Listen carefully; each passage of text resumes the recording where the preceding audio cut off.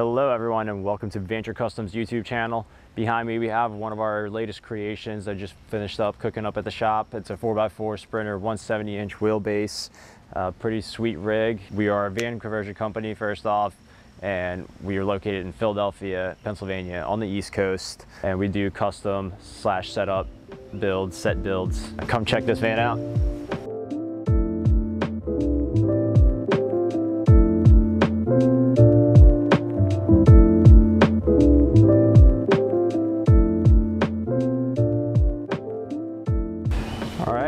Right off the bat, we have our double bench seat. It has a 3-point seat belt, and you could hook up a baby seat to it as well.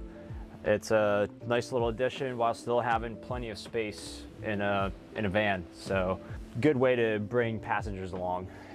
Also, to open up some aerial space, we've put these seat swivel adapters on the passenger and driver side. As soon as you swivel the seats, it opens up 5-10 more square foot of space aerial wise, so it's a really good addition to your van. Right over here we have our kitchen cabinet. It's a nice butcher block finished with the good stuff, along with the deep sink, square sink, and black faucet that pulls out and you can shower in your van or outside. Oh, there's also a cute little tip out tray. And our water system.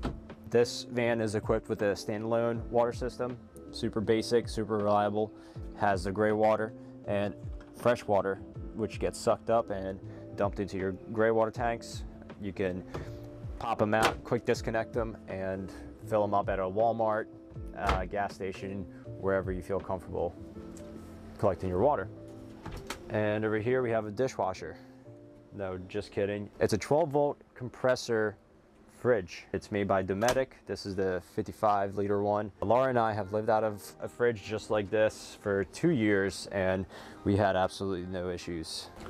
And we framed in the factory window that came with this Sprinter. Also put in a little cubby in there for little salt, pepper, little things that you can store back there.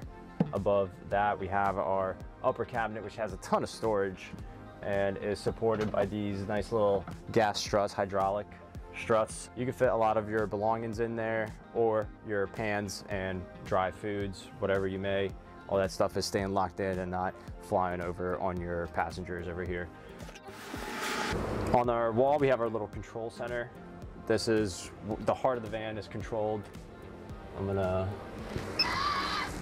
stop the fan real quick. By the way, if you want to stop it but keep the lid open, you just grab the knob and it will stop automatically. You have the ability to monitor your batteries from your phone on Bluetooth, and you have your MaxxAir controller, which you have one in this van. So you just point at the fan and that's it. We have a Renogy control panel here, which turns on your 3000 watt inverter charger. In this van, you're able to plug up offshore and charge your batteries, as well as use your outlets while you're charging your batteries. So it's a nice touch to have. And below that is our Webasto diesel heater. It's a STC 2000, located underneath the passenger seat, tucked in there neatly. It sips on fuel, and it's the best way to keep your vans warm and dry. There's some wood in this van, so you want to keep it as dry as possible. That is the best way to do it. Don't do the propane heater thing. I've been there in the Rockies and it's not fun. The 4-port USB ports right next to the kitchen, so pretty much you want to charge everything off of USB, laptops, and you could find chargers for everything that's USB. Dual dimmer, one for the low toe kick LED lights, and the other for the puck lights above my head. A GFI outlet in case you get wet, and we have a pretty much same setup over here. 110-volt outlet and a 12-port USB port with a cigarette lighter, so you can plug in whatever adapters you can think of. They exist, I guarantee it.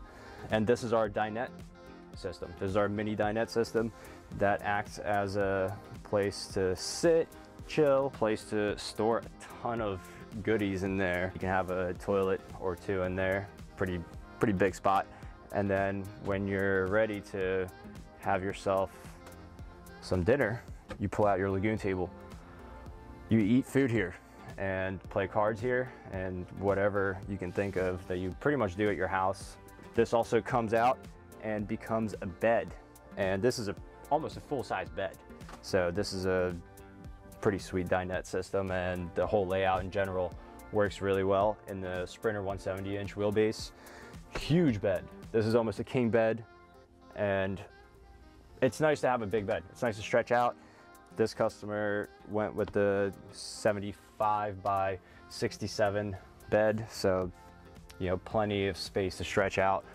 And he got the windows on the sides, C.R. Lawrence windows that have the little vents, so if you have the fan on, you get a lot of nice breeze coming through right while you're sleeping, fresh air. If it's too hot and humid, this customer got the Dometic air conditioner also. It's a 12-volt air conditioner, so it's pretty efficient.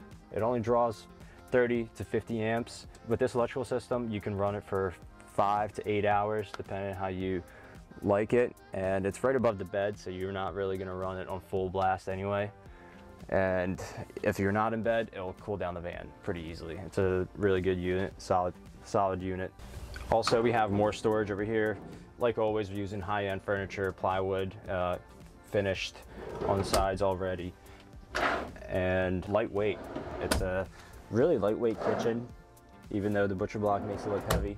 It's surprisingly light, and you have a ton of storage left over. This bench seat is removable with just a pull of a latch, and it is bolted down into the frame, so it's not going anywhere.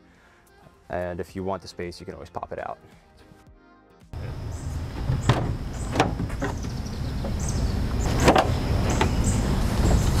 And back here we have our underbed storage area. There is, as you see, a ton of storage. They have a higher bed. You can park bikes in here, put a bike slide out tray. There's a free wall that you can attach hooks, L-tracks, whatever you can imagine. Above my head we have the bed lights, which are motion censored, so they turn on and off when you need them to. They're also battery powered, so if your electricity goes out for some reason, you're still able to troubleshoot your electrical, which rarely happens. It's just in case you need to. You never know. It's nice to have a LED that you can just stick on the van as well when you're out camping. Fairly simple and clean electrical setup. We try to keep it as non-intimidating as possible. Inverter charger, as well as your DC to DC battery charger and your solar panel charger. And all that runs from your batteries, which is like directly below. This panel just pulls off like that. There is room for 1 or 2 more batteries, so this guy has plenty to troubleshoot and figure out if he really needs more batteries. And that powers your 12-volt housing system as well as your air conditioner. The 12-volt fuse panel located right here and labeled for you. Fuses, breakers all in line right here, stacked next to you nicely and neatly. The main power switch shut off is here if you ever want to work on it or shut your van off entirely. The housing portion of it, it's a button away. Oh, real quick, over here is our plug for our 30 amp shore plug charger, just in case you were wondering. And I'll see you up there. This is our flat van company ladder that we custom made brackets for to the Camel roof rack. And I'll see you up here. Now that we're up here, you can see our track pads that were custom made to this van. It's a semi-custom roof rack setup.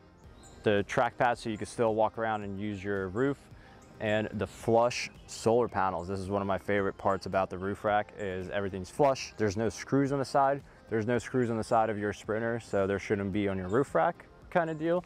That's his way of looking at it. Tucked away solar panels and a tucked away LED bar. It's a single row LED bar from Rough Country, and I like how low profile it is and it doesn't affect the aerodynamics of the vehicle. Let's be honest, we need a little bit more miles per gallon, and driving a fridge aerodynamic van, big lights and big roof racks does not help. Passenger side of the van, there's a Fiamma F45S awning. It's a hand crank awning. You can also get them automatic, and it's a pretty sweet way to stay dry and stay cool. This is where our max air fan is sticking out in the middle of the van. It actually sticks up above the Dometic air conditioning unit by a couple inches, I would say. And that's a pretty surprising factor because you usually see these big clunky things on top of vans and RVs as an air conditioner. So that's a nice sleek design. All right guys, that pretty much wraps up this van tour. Thank you so much for watching. Hope you guys saw something you liked, something you learned for your own project. Let us know below what you would even add to this type of layout. I would love to hear it. Thanks so much for all the support. Comment, like, subscribe, and venture on.